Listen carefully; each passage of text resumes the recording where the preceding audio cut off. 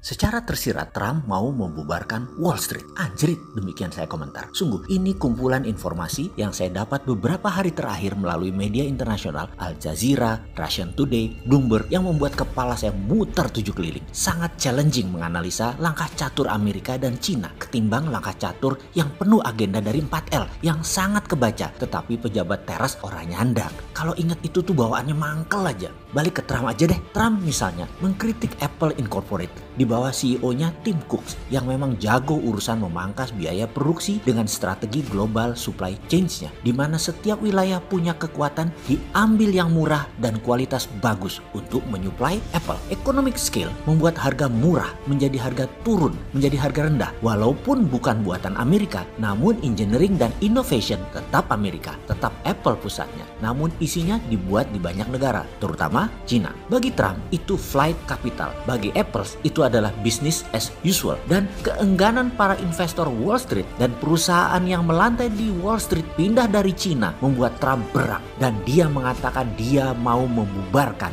Wall Street. Itulah sedikit pelajaran mengingatkan bahwa Amerika adalah negara swasta. Ekonominya dewasa, tidak terpengaruh dengan penguasaan politik. Walaupun penuh intrik, kolusi tingkat tinggi, namun dunia ekonomi dan politik di Amerika sudah pisah ranjang sejak sebelum tahun 1900.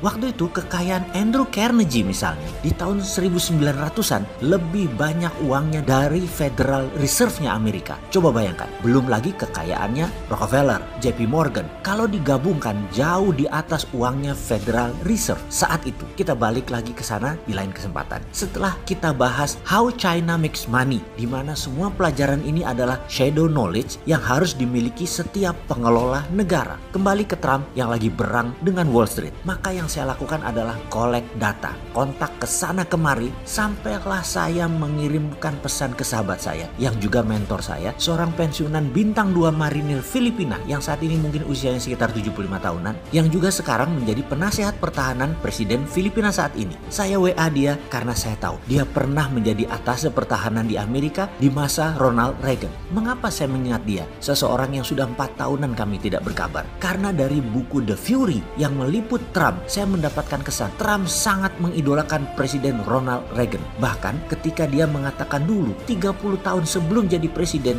dia sudah klaim mau jadi presiden Amerika karena ingin meniru Ronald Reagan. Kemudian slogan kampanye Trump adalah Make America Great Again. Itu adalah slogannya Ronald Reagan. Reagan menjadi presiden karena kesalnya Amerika terhadap lemahnya Jimmy Carter yang membuat dolar terpuruk jatuh hingga 50% dan dipukulnya ekonomi Amerika karena narkoba, karena kartelnya Medellin, Pablo Escobar dan kong kali kong dengan petinggi Panama Noriega membuat generasi muda Amerika terpapar narkoba. Layaknya COVID saat ini, layaknya ekonomi at war saat ini, narco-economic warfare dipakai untuk pukul Amerika di bawah Presiden Jimmy Carter yang diambil alih kemudian oleh Ronald Reagan. Dan Reagan melakukan 2 hal yang besar. 1, pukul Uni Soviet dan pukul Deng Xiaoping China dengan Democratic Deal-nya. Dalam 40 tahun lagi sejak saat itu, Cina berjanji akan menjadi negara demokrasi. Akan ada pemilihan langsung atas nama jabatan politik. Ingat, demokrasi adalah senjata Anglo-American untuk kendalikan dunia. Xi Jinping yang berkuasa mutlak sejak 2017 menentang treaty atau perjanjian Deng Xiaoping dengan Ronald Reagan ini. Disinilah muasal Trump melakukan trade war ke Cina karena Trump ingin menghukum Cina dan ingin berkuasa kembali. Saya yakin sahabat saya ini, mentor saya ini pasti mengenal langkah yang Trump baru akan ambil dan prediksi saya tidak meleset. Kalimat pertanyaan saya kepada sahabat saya setelah basa-basi menanyakan kabar dan dia menyatakan selamat berpuasa adalah, do you get the impression from the latest news that Trump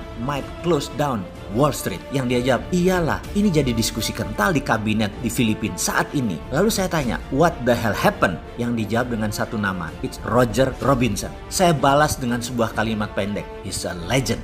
Oke, pembicaraan saya berdua setelahnya mungkin nggak terlalu penting. Sekali lagi, siapalah Sontoloyo ini? Pejabat bukan, politikus bukan, pengusahanya pun masih berhutang. Di mana kerennya? Tiap hari masih nyangkul di sawah, bingung urusan THR karyawan tahun ini. Tapi pasti ada yang bertanya, siapa si legend itu? Pastinya saya tidak kenal dia, tapi buku tentang dia saya baca ada kali 10 macam. Memang di buku komik Shinchan, Doraemon nggak ada nama itu. Tapi buku selain komik populer tadi, seperti buku geopolitik, pasti nyamber tentang nama Roger Robinson. Dia salah satu dari 13 tim bayangan penasehat Ronald Reagan yang baru saja dipanggil oleh Donald Trump ke White House. Sama seperti penasehat Trump lainnya, Steve Bannon. Maka Roger sangat anti globalis, anti Wall Street. Nah, ini seru kalau menganalisa dunia seperti ini. Di Amerika itu ada dua mazhab ekonomi besar. Kalau mereka sekolah di Ivy League kampus, ujung-ujungnya jadi budak globalis atau menjadi globalis di Wall Street. Di luar kampus tadi, maka alumninya jadi bagian dari IMF dan World Bank yang menjadi acuan Federal Reserve dan Bank Sentral seluruh dunia, dan juga para bankers-banker financial institution di luar banknya Wall Street. Mazhab ekonomi IMF akan melihat rating S&P atau Standard & Poor's atau Moody's sebagai acuan. Seperti saat ini, siapa yang pakai hal itu ya? Kalau Wall Street nggak percaya banget sama mereka. Wall Street pakai acuan dari JP Morgan,